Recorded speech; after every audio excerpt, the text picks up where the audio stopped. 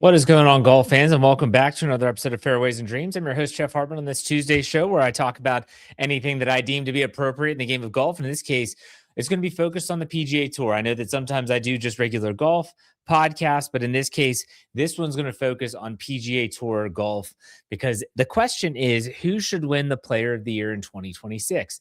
I've done this podcast almost every year since I've started it, which was at the tail end of 2022 going into 2023. And every year it's different. The first time I did this, it was Xander Schauffele or Scotty Scheffler. And then it was Scotty Scheffler and Rory McIlroy. Xander and Scotty that year in 2023 was actually very intriguing when you looked at the numbers because Xander Schauffele had won a couple majors himself. Scotty and Rory last year wasn't really a contest. And then this year, because last year, let's not forget, Rory did win a green jacket and completed the Grand Slam, but the career Grand Slam, but Scotty had won multiple majors and a bunch of other tournaments as well. So it wasn't really a contest. This year, though, it's kind of like, well, who could be a possibility for Player of the Year? Now, these are just candidates. Not everyone is going to make it to that next stage. Think about it like the Pro Football Hall of Fame or any Hall of Fame, really, where you have several different levels to get to. So, okay, you're nominated. You've done well enough to get at least your name mentioned.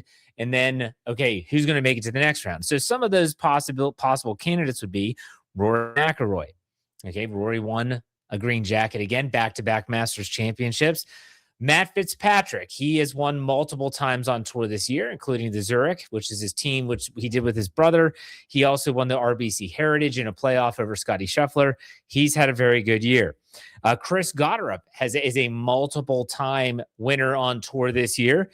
Now, granted, he didn't win big events, but he won the tournament in Hawaii. I think that was the Sony Open. He won the Phoenix Open.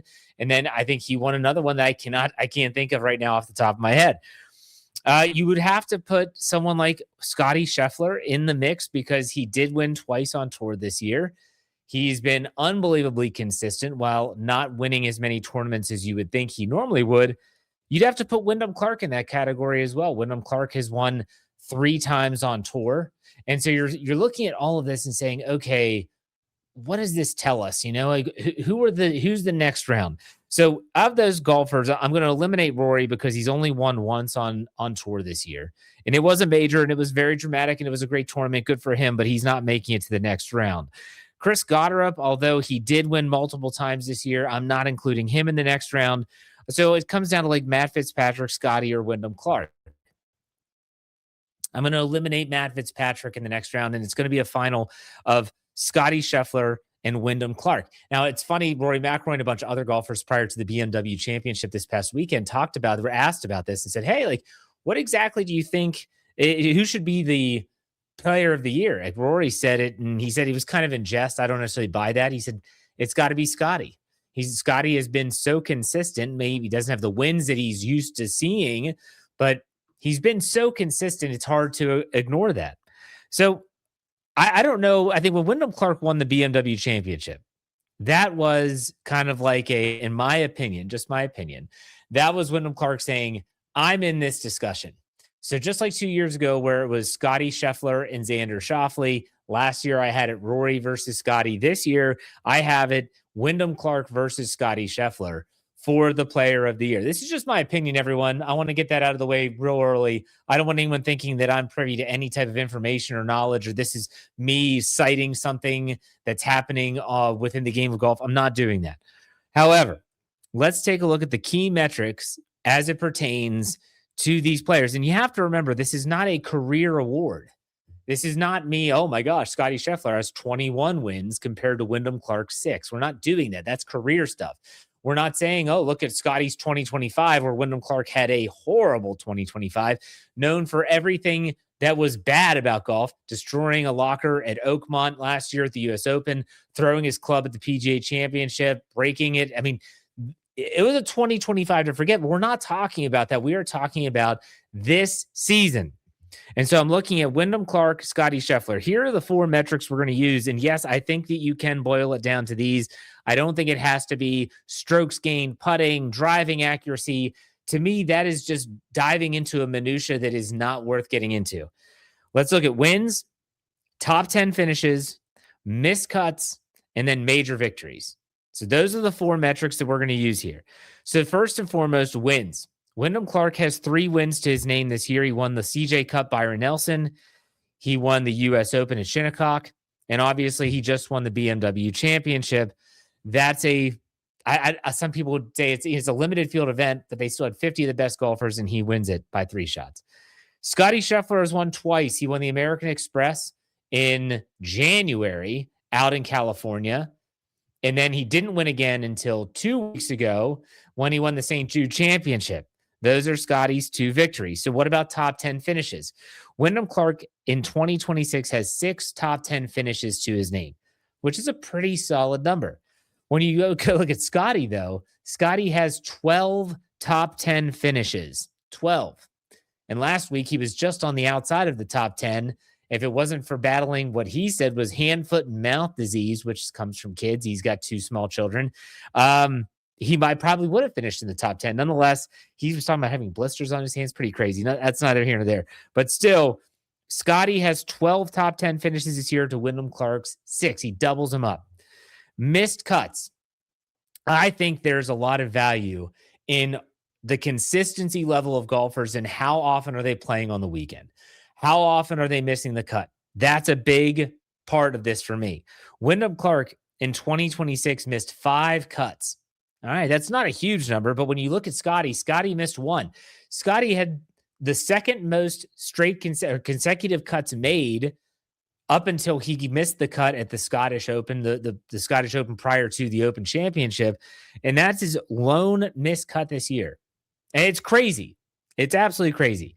But you look at Wyndham Clark, major victory. Scottie shockingly won 0. I think you have to go back to 2022, the last time that Scottie had a full season without securing a major championship. Wyndham Clark, he won the U.S. Open, his second U.S. Open title in his career, and therefore he has a major where Scottie doesn't. So, okay, we have these numbers. There's a lot to talk about in terms of wins. Clark has more. Top 10, Scottie has more. Missed cuts, Scottie has the advantage. Major championships, Wyndham Clark gets that nod. Do you value major championships over just the consistency of being in the top 10? Or does the consistency factor top overall production? I do want to state that this could change, meaning this upcoming weekend when they're at East Lake and it's the Tour Championship, the top 30 golfers are going to be battling for that crown. The FedEx Cup playoffs come to its conclusion. If Wyndham Clark or Scottie Scheffler wins that tournament, it absolutely could change things. But I don't know. I don't know if this is a tough call. Like, this is the toughest call I've had looking at these since 2023. But when I think about the player of the year, I look for the player who was the most consistent, won the big tournaments. And when people think about, okay, who was the best player this year, who do they say? Up until Wyndham Clark won the BMW, I think everyone would have answered this was Scottie Scheffler, hands down. You look at the top 10s, even though he didn't win a major, he's won twice on tour. Some people would kill for 2 wins on tour in a year, and he's kind of ho-humming it and saying this kind of was a down year for him. But Wyndham Clark wins the BMW, and this becomes a real serious conversation now, in my opinion. This is not let's just give it to Scottie. Now, I'm keeping personal biases out of this first and foremost. I'm not going to say, but obviously people that listen to my podcast know I do like Scottie Scheffler. He is my favorite golfer on tour, but I'm not including that bias in what I'm trying to figure out here. To me, I know that Wyndham Clark, he wins the BMW. That's kind of a signature event, no cut event. He wins the U.S. Open and he outlasts Scottie Scheffler in doing so. I still have to give the nod to Scottie Scheffler. Scottie Scheffler, because I just listed the top 10s. It didn't talk about like the 3 consecutive solo seconds, the top 5 finishes. It was just the top 10. And that's all I was gauging there to kind of make sure we were doing apples to apples. But for me, I can't look at this and not think that Scottie Scheffler, even though he didn't win a major and he had 1 less win than Wyndham Clark, that he didn't have the best year on tour. And if he would have just won 1 more tournament and maybe he still does win at East Lake, if he's feeling better, who knows? I'm going to give the nod to Scottie Scheffler still. Kudos to Wyndham Clark. From the moment he won the CJ Cup, the Byron Nelson, from that moment on, when he won in Texas, he's been phenomenal. I mean, one of the best golfers on tour. He's putting lights out. And you saw it even on Sunday at the BMW Championship, where at one point Rory McIlroy stormed up and tied him. He was, I think, 3 over par in his first 15 holes, and he rattles off back-to-back birdies. Rory falls off, and he ends up winning by 3. So I don't want to say that this is me taking Scotty in this because, well, I am a Scotty fan, but this isn't why I'm choosing it. And this is not to degrade Wyndham Clark's season either. I think Wyndham Clark's had a great year. I would say it's a career resurgence. People are starting to think that, oh, maybe Wyndham Clark's not a jerk. Maybe he's a really good golfer. He's a representative of the United States of America. Maybe we should get behind this guy a little bit, not the way Long Island fans did at Shinnecock Hills when they were basically outwardly rooting against him, which is very, very odd.